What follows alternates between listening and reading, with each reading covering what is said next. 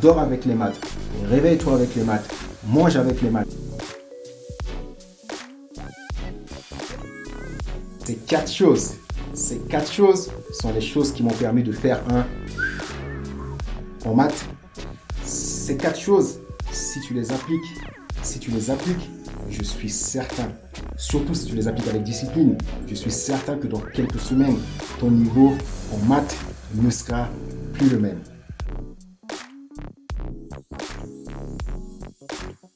La première chose, c'est de suivre les cours en classe. Tu sais, les maths, c'est entre guillemets comme de la pâtisserie, même si c'est pas la même chose.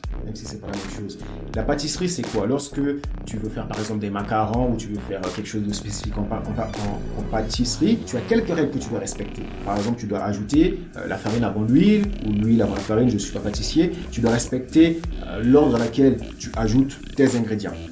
Et ensuite, le pâtissier va te dire par exemple que tu dois tourner ta farine dans tel sens ou tu dois le tourner dans l'autre sens, avec telle fréquence, avec telle vitesse.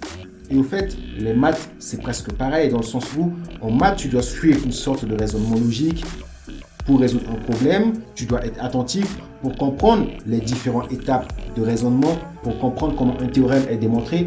Et donc, si toi, tu ne suis pas l'étape de raisonnement en maths, si toi, tu ne suis pas les explications que tes profs te donnent, inutile de t'étonner après que tu ne vas pas comprendre tes cours lorsque tu les révises chez toi. Parce que la différence que tu as entre les sciences dures et les sciences molles, c'est que les sciences molles, tu as juste à les lire pour les comprendre. Pour apprendre l'anglais, tu peux juste prendre un livre d'anglais, tu lis les traductions, tu les comprends. Même s'il te faut pratiquer la langue après. Mais par contre, les maths, 70% des notions en maths, pour les comprendre, tu as besoin qu'on te l'explique. Et c'est pourquoi lorsque tu loupes les explications en classe, il est très difficile de les comprendre chez toi. Et généralement, ce que font les étudiants, qu'est-ce qu'ils font? Ils se disent, de toutes les façons, même si je ne suis pas, c'est pas grave, chez moi, je comprendrai. Et qu'est-ce qu'ils font? Ils vont étudier leurs cours 2 jours avant les examens. Ils vont essayer de faire les TD 2 jours avant les examens. Ils se rendent compte qu'il y a énormément de choses, qu'ils ne comprennent pas. Ils se disent, ok, le lendemain, je vais aller demander à mon prof.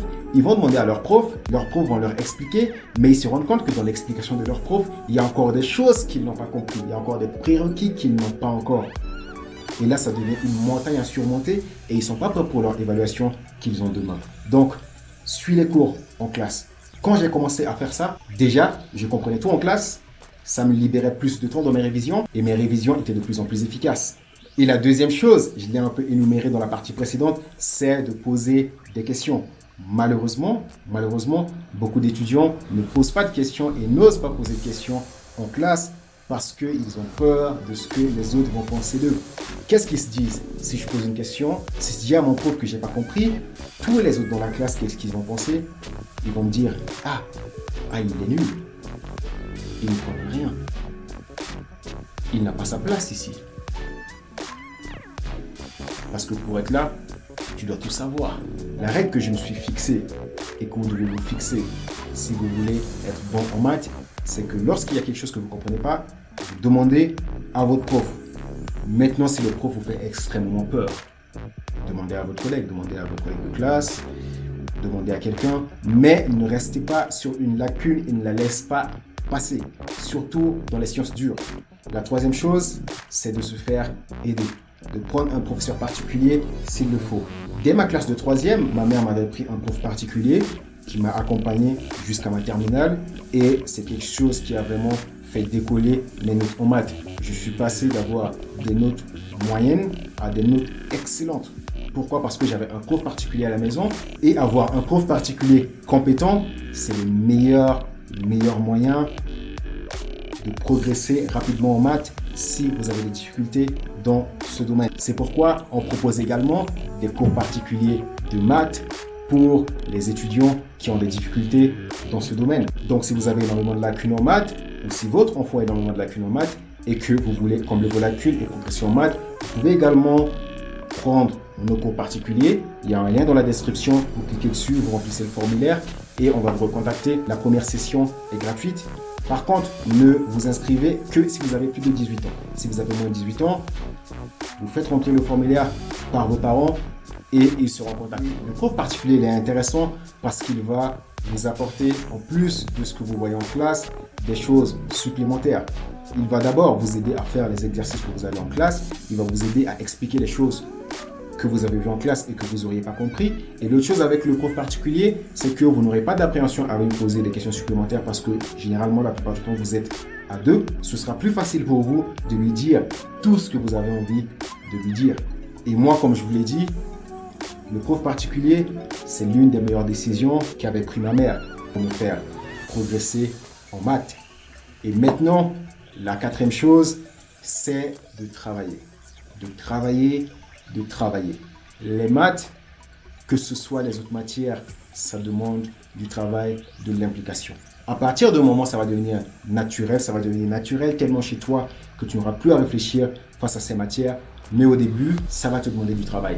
Les maths, tu as beau les comprendre, tu as beau les apprendre, tu as beau connaître les théorèmes, tu as beau connaître les propriétés, mais ce qui va faire que tu vas être bon en maths, c'est de t'exercer à faire les maths plein de fois.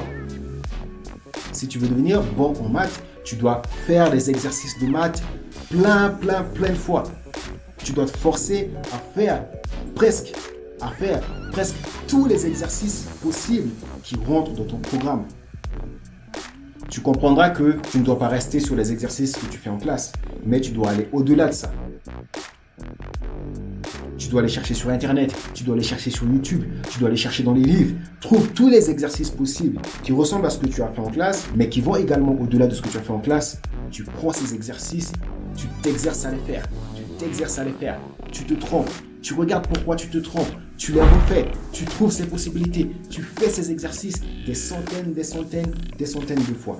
À force de faire ça, si tu fais ça, c'est garanti que tu seras bon en maths. Que tu n'aies pas de prof particulier, il n'y a pas de problème. Mais tu t'exerces à faire les exercices, à chercher les solutions par-ci, par-là, à les trouver. Si tu ne comprends pas, tu vas à l'école, tu vas trouver ton prof, tu lui demandes, monsieur, j'ai fait tel exercice, j'ai pas compris, il va t'expliquer, mais tu dois faire les maths jusqu'à ce que les maths deviennent une partie de toi. Jusqu'à ce que tu n'aies plus à réfléchir lorsque tu as un exercice de maths devant toi. Et lorsque tu arrives à ce niveau, la bonne nouvelle, c'est que tu n'as plus à te préparer pour un partiel de maths. Lorsque tu as un partiel de maths qui doit venir dans 10 jours, lorsque tu as un partiel de maths qui doit arriver demain, tu ne crées rien, tu ne stresses pas, tu n'as pas d'anxiété parce que tu sais que tu vas gérer. Pourquoi? Parce que tu as tellement fait des exercices de maths, tu as tellement rencontré divers problèmes à résoudre, tu as tellement trouvé plusieurs moyens de répondre aux solutions que ça ne t'effraie plus. Et si tu veux vraiment devenir bon et excellent en maths, c'est la seule chose que tu dois prioriser. De comprendre les maths, de comprendre les théorèmes, ça c'est les premières étapes. Et une fois que c'est compris, c'est de t'exercer comme un malade jusqu'à ce que les maths fassent une partie de toi. Jusqu'à ce que les maths deviennent tes amis. Jusqu'à ce que tu t'endors, tu te relèves avec les maths.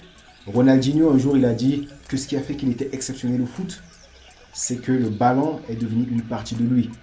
Quand il s'endort sur son lit, il dort avec son ballon, il se réveille avec son ballon, il mange avec son ballon, il marche avec son ballon, il était avec son ballon H24 depuis son enfance. Et il a dit que c'est ce qui a fait qu'il était un joueur exceptionnel hors norme. Dors avec les maths, réveille-toi avec les maths, mange avec les maths et je suis certain que tu seras excellent dans cette matière.